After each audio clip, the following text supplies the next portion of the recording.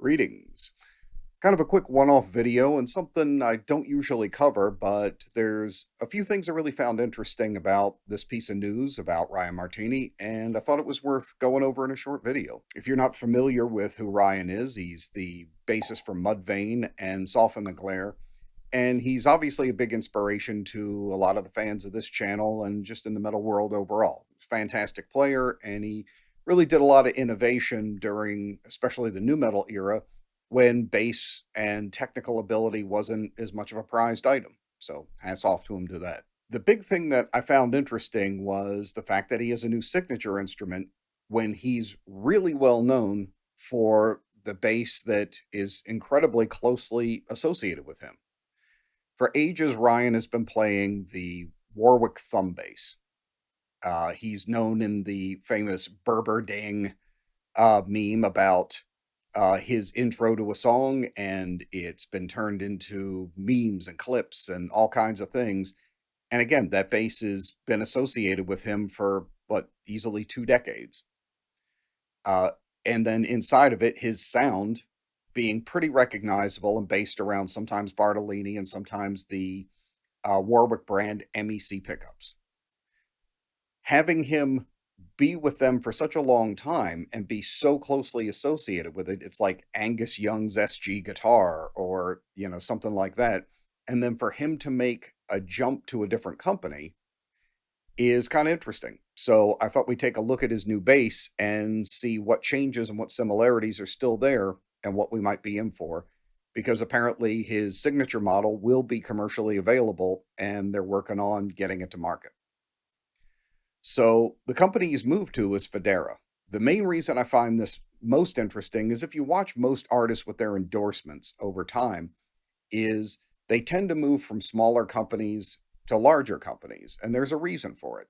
Smaller companies can work with an artist that maybe doesn't have as big a name, and as you get bigger, bigger companies with more resources are more willing to invest in you, and it's also a profitability thing.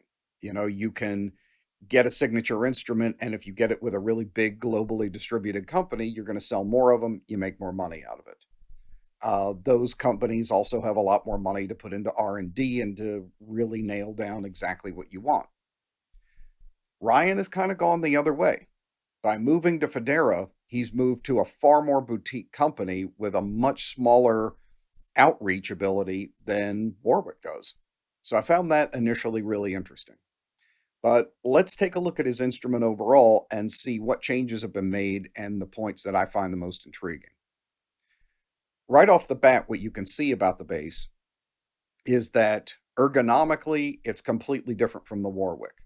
That surprised me a lot. If you play a bass for a long time, it can kind of grow and become part of how you hold it, your whole style, everything like that. And he's gone from the Warwick, which has the kind of knockoff of a Spectre, rounded over, very kind of, bubbly, soft, and smaller body shape, to the Fodera shape, which is kind of a slab top. It's very flat. There isn't a lot of contour to it.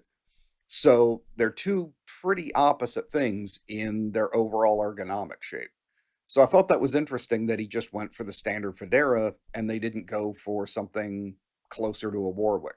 The thing that is close to a Warwick that's completely different from other Foderas you've probably seen is he kept the positioning of his double J pickups from the Warwick thumb basses. So that's interesting right up front. Apparently that really is critical to part of his sound. Now on the other side of that, the part that I found really intriguing there is while he kept the spacing, and that being so important to his pickups, he changed the actual pickups. A big part of his sound is that, classic Warwick thumb type of orientation. He's now moved to EMGs. I'll zoom in here a little bit and you can see the logo on the corner. That kind of intrigues me, especially being much more an EMG guy than I am the standard Warwick offerings. So I'm kind of psyched to see how this is going to make a change in his tones. It most definitely will. The EMGs I find are really voiced differently than the other pickups that he's used. So his new projects are definitely going to have a new tone to them.